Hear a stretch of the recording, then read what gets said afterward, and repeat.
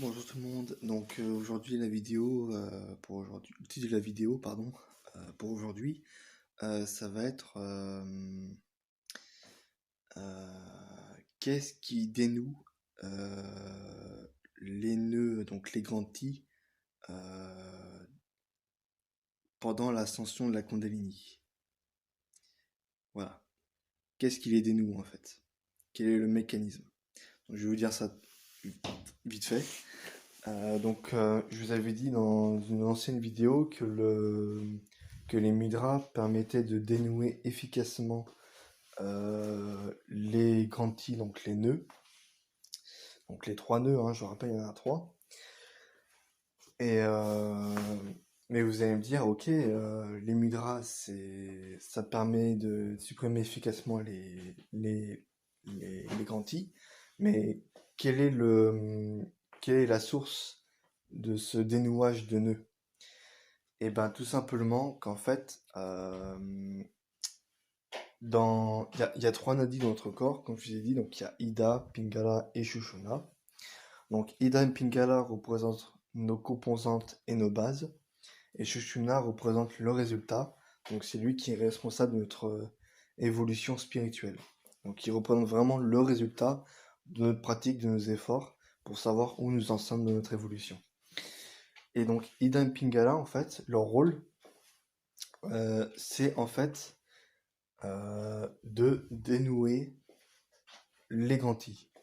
Donc, comme je vous ai dit, Ida et Pingala ne communiquent pas entre eux. Quand tu as Ida qui est actif, Pingala est inactif. Et quand Pingala est actif, Ida est inactif, etc. Voilà. Donc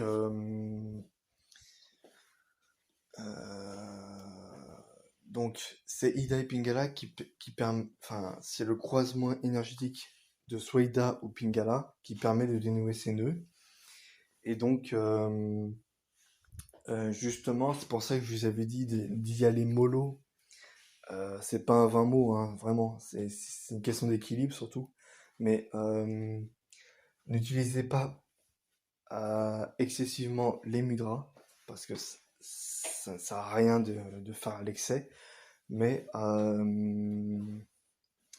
utilisez les mudras justement pour non seulement pour dénouer les nœuds, effectivement, mais prenez le temps de bien observer où vous en êtes. Parce que je rappelle, hein, vite fait, le premier nœud qui est le chakra Muladhara, le Brahmagranthi, c'est le nœud des attachements à la vie matérielle. Donc il emprisonne l'intellect, tant qu'il n'est pas dénoué, évidemment. Et ceux qui sont coincés dans ce nœud vont chercher à acquérir des biens matériels. C'est la principale préoccupation pour ceux qui n'ont pas dénoué ce nœud. Ensuite, pour le deuxième nœud, donc qui est situé au quatrième chakra, c'est le nœud des attachements aux émotions qui bloque l'esprit à l'amour, à la sentimentalité et à la pitié et à la fierté de défendre une cause. Donc, tant que ce nœud n'est pas dénoué au niveau du cœur, on ne peut pas exprimer les sentiments et l'amour. Voilà.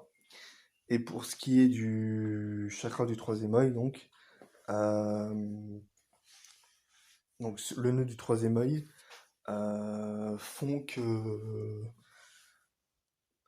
c'est le nœud de la fierté intellectuelle. Donc les gens euh, qui n'ont pas dénoué ce nœud ont une fierté excessive de leur capacité intellectuelle et se sentent supérieurs aux gens prétendument moins évolués.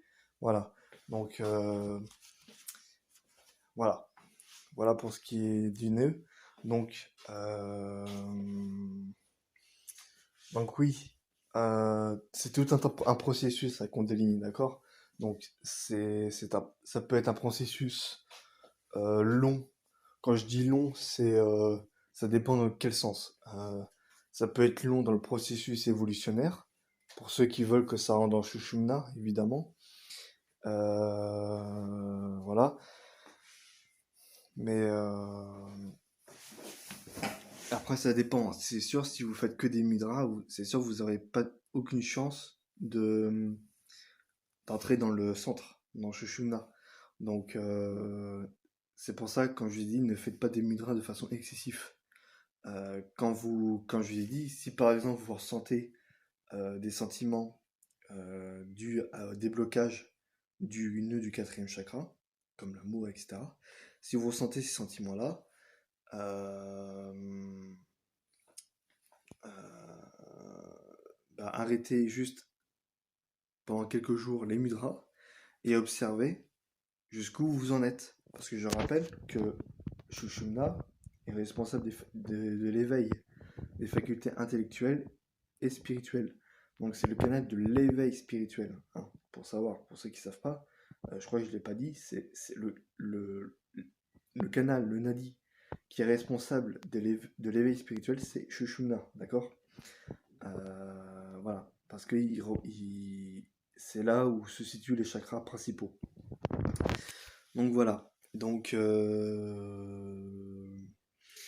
par exemple, quand je vous ai dit, le nadi Ida, c'est le nadi qui est calme, qui permet de nous relaxer, qui est une énergie passive. Donc, si vous vous sentez calme, relaxé et passif, et que vous expérimentez des perceptions extrasensorielles, et ben ça ne sert à rien de faire des mudras.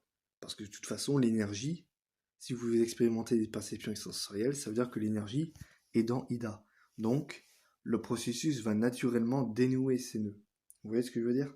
Si par exemple, l'énergie dans Shushumna, vous pouvez expérimenter vos facultés spirituelles, parce que vous éveillez vos chakras. Mais si, admettons, vous ne ressentez pas les sentiments comme l'amour, la pitié, etc., euh, eh bien, vous faites des mudras, voilà, tout simplement. Mais tout ça pour dire, ce que je veux dire, c'est que ne faisait pas tout avec excès au niveau des mudras. C'est juste ça que je voulais dire. Voilà. Donc, euh, donc voilà. Voilà, c'est juste ça que je voulais dire. Je crois que j'ai rien oublié. Euh,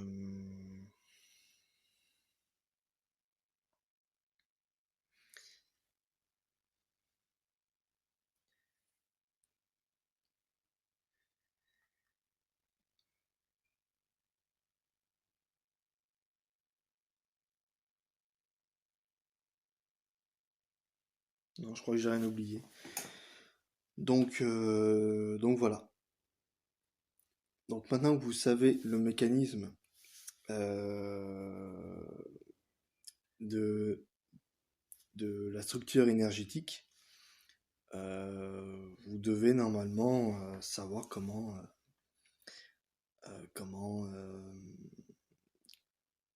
comment avancer. Juste une petite parenthèse, le Kanashishima qui correspond à l'éveil ou éveil spirituel, on peut dire les deux. Il faut savoir, je rappelle, que l'éveil spirituel est censé ouvrir l'individu à la connaissance spirituelle. Donc, dans ma longue expérience, là, je sais que je suis éveillé, parce que je suis en connexion avec la nature, j'ai accès à l'intériorité, et j'exploite mon potentiel, mais là, par exemple, je sais que je ne suis pas dans le canal central qui est Shushumna, parce que, euh, parce que mes facultés intellectuelles ne sont pas éveillées. Donc, si elles ne sont pas éveillées, je ne peux pas avoir l'intelligence.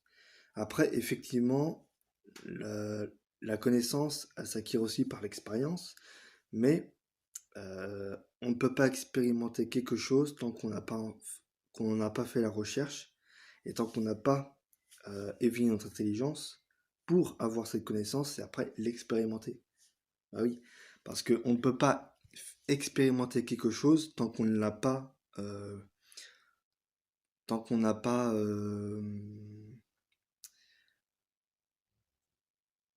pas connu. Par exemple, je sais pas, je vais vous donner un exemple. Euh, euh,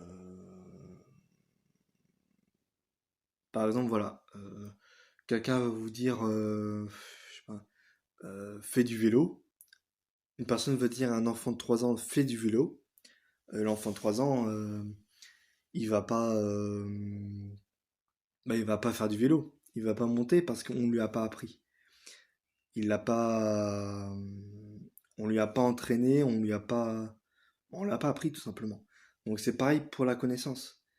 La connaissance, certes, il y a besoin de l'expérience, mais tant qu'on n'a pas eu connaissance de la connaissance à un sujet particulier, euh, bah, c'est sûr, on peut pas expérimenter. Voilà. Donc ça paraît évident. C'est Regardez par exemple, j'ai un autre exemple. Moi, à mes débuts dans ma quête, au début de de ma quête spirituelle, pardon, euh, je faisais, j'ai fait une expérience. Avant, j'avais aucune notion de spiritualité, mais j'avais fait une expérience qui m'a ouvert la porte de la connaissance. Et c'est là où j'ai commencé à découvrir la méditation. Et en faisant la méditation, j'ai développé la perception des énergies et à ressentir l'énergie en moi et à l'extérieur. Donc, vous voyez, c'est c'est pas trop, la connaissance n'est pas trop une question d'expérience. Elle peut l'être aussi, évidemment, mais tout ça pour dire que normalement, la connaissance, elle s'acquiert par la recherche. Voilà, par la recherche pour justement comprendre, analyser, etc. Donc voilà, c'est tout ce que je voulais vous dire. Donc voilà, j'espère que cette vidéo vous aura plu. Vous aura plu. N'hésitez pas à mettre un like et à mettre dans les commentaires ce que vous en pensez. Et je vous dis à très bientôt pour une nouvelle vidéo. Et voilà. Donc, tchuss.